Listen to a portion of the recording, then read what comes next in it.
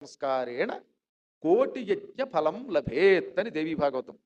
దిక్కులేని ప్రేతాన్ని ఎవ్వరూ శవ సంస్కారం చేయడానికి వాడికి లేరనుకోండి, అటువంటి ప్రేతాన్ని మనం తగలబెట్టినా పాతిపెట్టినా కోటి యజ్ఞముల ఫలితం వస్తుంది. ఎందుకో తెలియదు, ఇంట్లో ఎవడైనా చచ్చిపోతే ఆ ఇంట్లో వాళ్ళు ఖాళీ చేయించేస్తారు వెంటనే. లేనిపోయింది ఇవి ఎక్కడ మన శాస్త్రాల్లో చెప్పరా, లేనిపోని మనం చేతులారా చేసుకుంటున్నాం. ఒక కాకి చచ్చిపోతే కొన్ని వందల కాకులు కూడా వచ్చి కావు కావు నరుస్తాయి.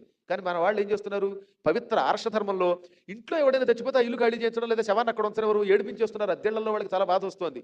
అందుకే నేను కావాలని హైదరాబాద్లో నా ఇంట్లో అద్దెకున్న వాళ్ళు ఉన్నారు, ఆ ఫస్ట్ ఫ్లోర్లో సెకండ్ ఫ్లోర్లో.